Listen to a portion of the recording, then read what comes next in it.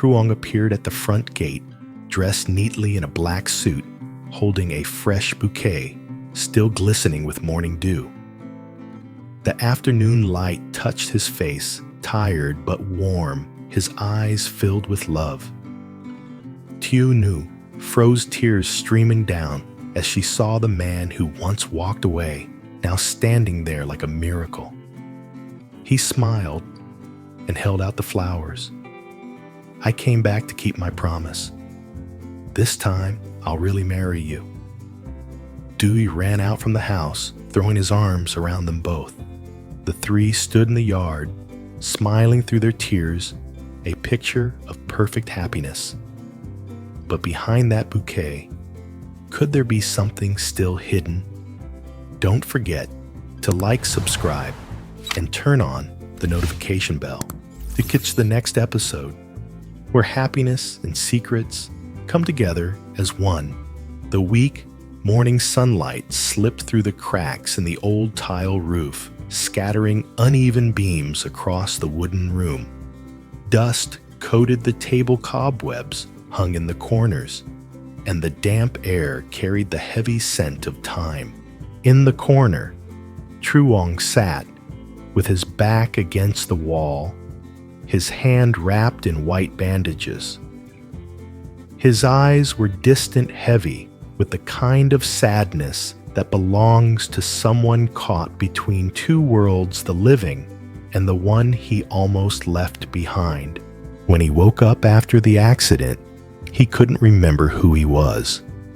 All that remained were broken fragments, a soft female voice calling his name, small hands catching him as he fell, and the clear laughter of a child.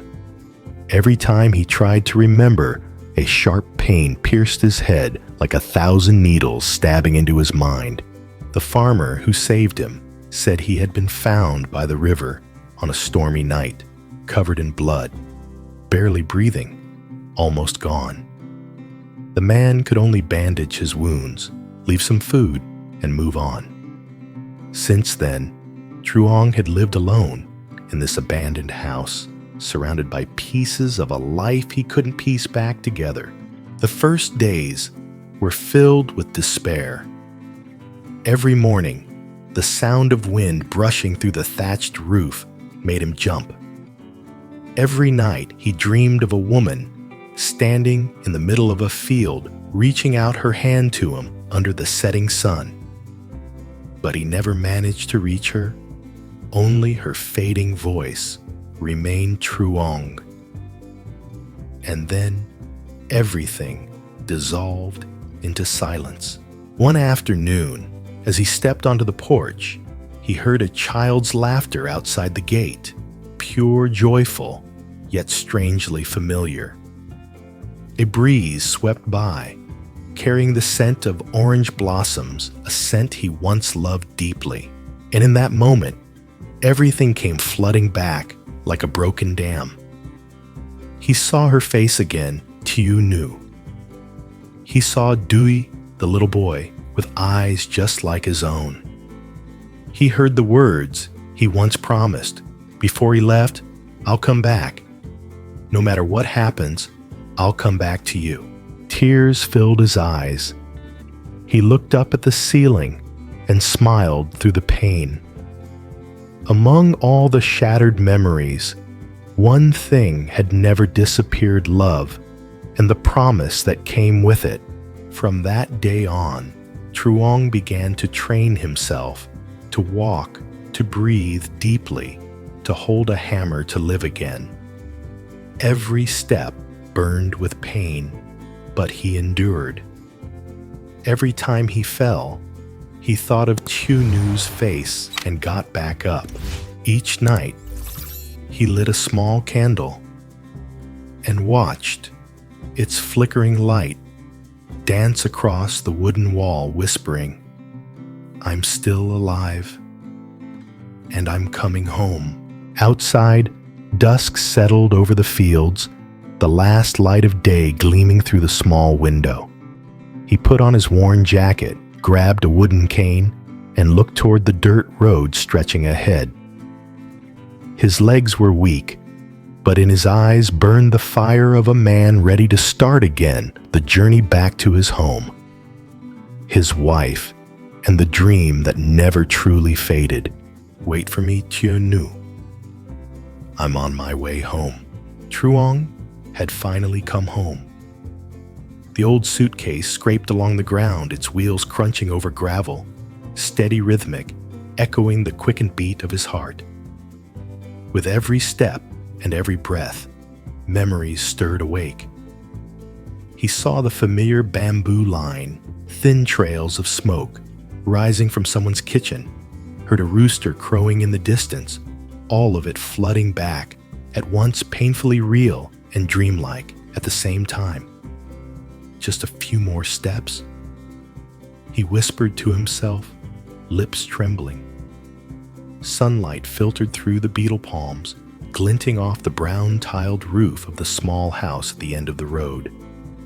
The wooden door was still the same, worn with time. The little wind chime on the porch swayed gently, singing its soft tune as the breeze passed by. Truong stopped, took a deep breath, and placed his shaking hand on the gate. The cold touch of metal sent a shiver through him. Years of pain, sleepless nights, and aching hope, all of it had led to this moment. His voice came out low and hoarse, almost a breath more than a sound. Tieu. The call was barely audible, but inside the small house, the woman sitting by the window sewing stopped cold. The needle slipped from her hand and clinked against the floor. She looked up, heart pounding. She'd heard that voice before in dreams, in the quiet of lonely nights, always waking up to realize it was just an echo of memory. But this time, it was real. Closer. It reached through the air and straight into her heart. She rose suddenly and ran to the porch. And then she saw him. Truong stood there thinner than before, a worn suitcase by his feet, his shirt fluttering in the wind.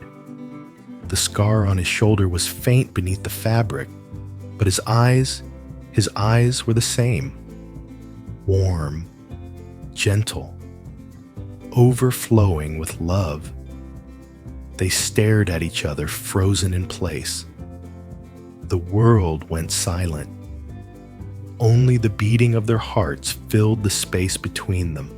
Tieu's hand trembled as it covered her mouth, tears streaming down her face. Truong, is it really you? He smiled, weak but brighter than any light she had ever seen. It's me, Nu. She broke down, sobs bursting from a heart that had held back for too long. She ran to him, threw her arms around him, clutching as if he might disappear if she let go. Truong stood stunned for a moment, then held her tight. His arms trembled as he embraced her, aching and warm, real yet surreal. Her breath against his chest, her scent, her touch. Everything came rushing back. I'm home, Nu. I'm home, he murmured, his voice shaking. I'm scared this is just another dream. She sobbed, tears soaking his shoulder. No, not this time. I promise. They held each other for what felt like forever. All the lonely nights, the waiting, the silent prayers, everything melted into that one embrace. From inside, little Dewey heard his mother crying and ran out. He stopped at the doorway, wide-eyed. Then, as if something deep inside told him the truth, he shouted, voice breaking with emotion. Dad Truong turned, startled. The boy was taller now, his eyes brighter, but his smile that sparked just like Tieu's. Truong opened his arms, beaming. Dewey sprinted toward him, burying his face in his father's chest, crying uncontrollably. Dad! You really came back. Truong stroked his hair, his voice trembling. I'm sorry, son. I made you and your mom wait too long. The three of them stood in the yard, holding each other as the daylight faded. The last rays of the sun filtered through the leaves, casting a soft golden glow around them. The breeze whispered through the bamboo, the wind chimes sang, as if the world itself was bearing witness to their reunion. Truong kissed Tieunu's hair, then gently pressed his lips to Dui's forehead. "We're together again, a family." Tieu looked at him, eyes filled with love and pain. She traced his face with her fingers, memorizing every familiar line. "You've lost so much weight. Your shoulder still hurts, doesn't it?" He smiled faintly. "A little. But seeing you makes every scar worth it." She laughed through her tears and rested her head on his chest. His heartbeat was steady, a sound she thought she'd never hear again. Later, they sat together on the porch, Truong, Tieu, and Dui. The sun dipped low, painting the yard in warm gold. "You've grown so much, Dui. Mom said you were working far away, but I never stopped waiting. I knew you'd come back. Thank you, son. My brave boy." Dui looked up, eyes shimmering. "Promise you won't leave again." Truong nodded, voice soft but firm like an oath. "I'm not going anywhere. I'm staying. Forever." A gentle wind drifted by, carrying the faint scent of orange blossoms. Tieu looked up, her voice barely a whisper. "I'm still afraid of losing you again." "You won't," he said, squeezing her hand. "Even if I were gone, I'd still find my way back to you in the wind in your dreams." She gazed at him for a long moment, then rested her head on his shoulder. The fading light wrapped around them. Their shadows stretched across the ground and merged into one. Dui's laughter echoed through the air, the chimes sang softly, and the sunset embraced them like destiny itself, holding them close. Time seemed to slow, as if the whole world was holding its breath for this reunion. Truong's voice was low, steady. "I've been too far away through fear, through darkness, but I found my way back. Back to you." "I know," she whispered, smiling through her tears. "I never stopped believing. If I had, I couldn't have survived." He pressed his forehead against hers. "Thank you for waiting." She smiled, eyes glistening. "It's not like I had another choice." A quiet laugh passed between them, soft, light, and full of life. The last sunlight touched Tieunu's hair, Truong's shoulders, Dui's face. The world felt warm, gentle like a blanket woven from memory. In that moment, there was no past, no future, only the now, where three hearts beat as one. "Welcome home, Truong." He looked around the familiar yard, the scent of earth, the orange blossoms, the birds calling at dusk. Everything still the same. Only he had been gone for too long. His voice broke slightly as he answered, "I'm home. For real this time." She smiled, a tear sliding down her cheek, shining in the golden light. The wind blew again. The chime whispered a faint melody. Their shadows blended together, fading into the soft twilight, where love, longing, and peace finally became one. The sunset closed around them, carrying the echo of that embrace, between life and dream, between loss and return. The embrace they had waited for all those years. The first morning after Truong came home, thin sunlight spread across the little house. It slipped through the curtains and painted soft, honey-colored streaks on the wall. A light breeze came through the window, carrying the faint scent of orange blossoms and a distant rooster's crow. Truong opened his eyes. The warmth beside him made him turn his head. Tieu was still asleep, her face peaceful beneath a tumble of hair. Each quiet breath she took calmed him. It had been years since he'd seen her this close. No more dreams, no more distant echoes, She was really here in his arms on a morning he once thought he'd never have again. He smiled. At the foot of the bed, Tieu was curled up in a small blanket, fast asleep, his black hair a messy halo. Truong leaned down and brushed his son's forehead. The boy stirred and mumbled, "Dad, don't go to work too early." Truong chuckled under his breath, his heart softening. He stepped onto the porch and took a long breath. Tieu clung to the tips of the grass, glittering like tiny beads left behind by the night's rain. The air was full of earth rice and sun. Far off, people called to each other as they headed to the fields. Cattle shuffled. The wind moved through the bamboo. It was all so simple it made him want to cry. Tieu came out and draped a thin scarf over his shoulders. "It's chilly this morning." Her voice was barely above a breath, but it warmed him. He turned and looked at her for a long moment. That face, those eyes, the place he had always belonged. "I thought I'd never see you again.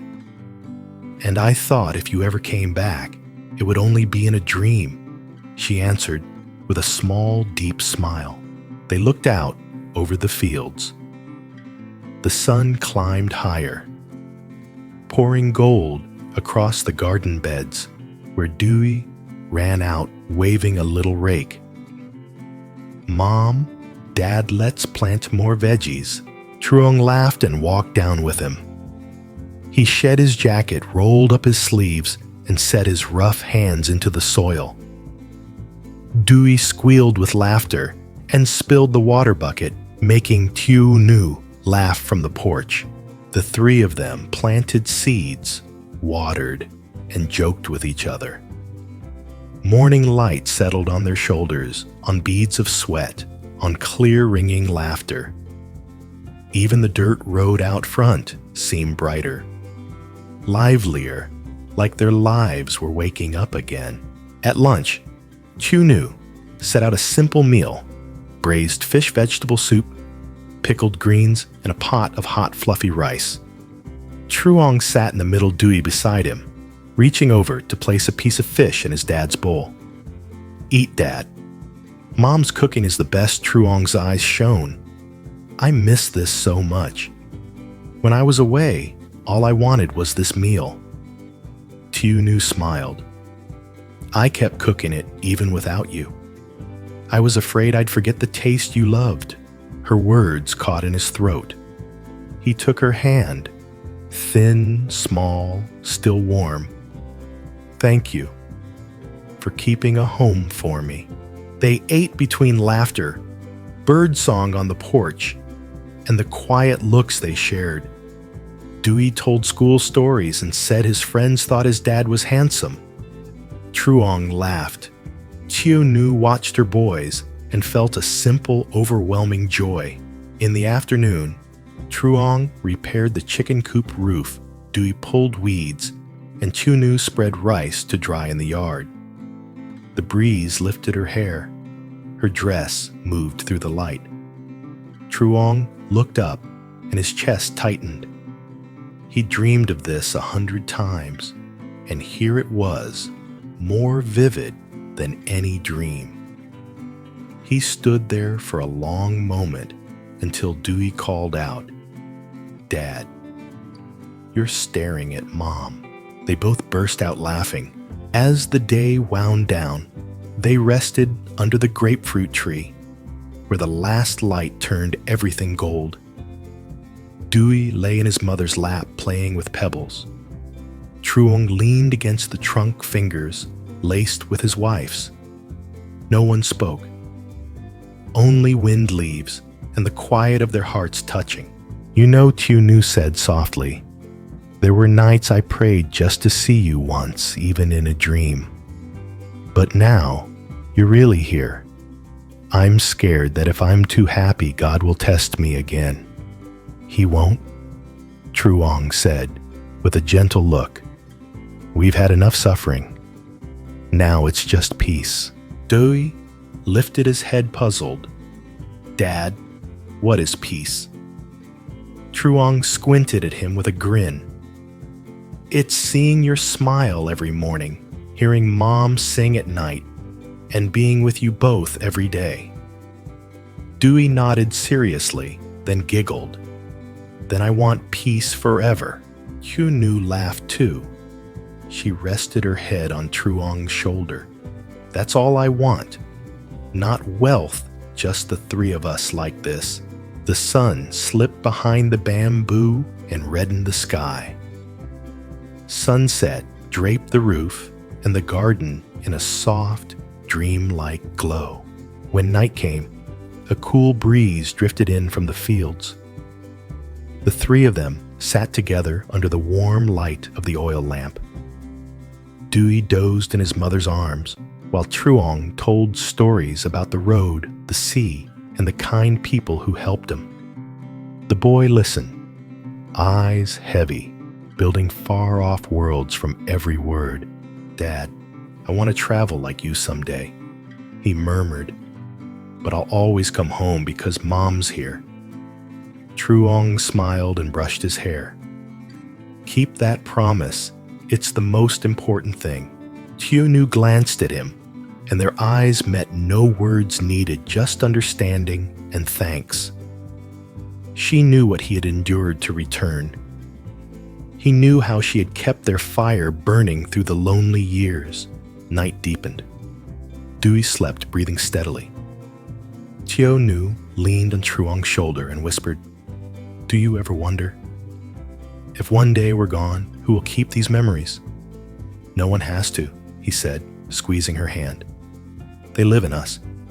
I carry you and our son in my heart. You carry me in yours. That's enough. She smiled and nodded. Outside, the moon rose. Silver light slipped across the porch and traced their shadows on the wall. The wind chime sang softly, like a lullaby for the village night. Truong stood and opened the door to look out at the yard. Moonlight washed over the roof tiles, the garden rose, and the gate he had knocked on when he returned. Everything was quiet and alive at the same time. He turned back. Tieu cradled Dewey, her smile thin and gentle as a new moon. I think, he said quietly, we've been far enough to learn that happiness isn't somewhere else. It's here. Yes, she answered with a small nod. Right here, right now. The three of them drew close under the moon, warmth spreading between them. The scent of orange blossoms floated in from the back garden, threading through their hair, their smiles, their breaths. Truong wrapped his arms around his wife and child and pulled them closer. Dewey stirred and mumbled in his sleep, I love you, Mom and Dad. They both laughed, their laughter blending with the breeze and rising into the night. Peace quiet, unshowy, but full. The day closed on a small, complete happiness.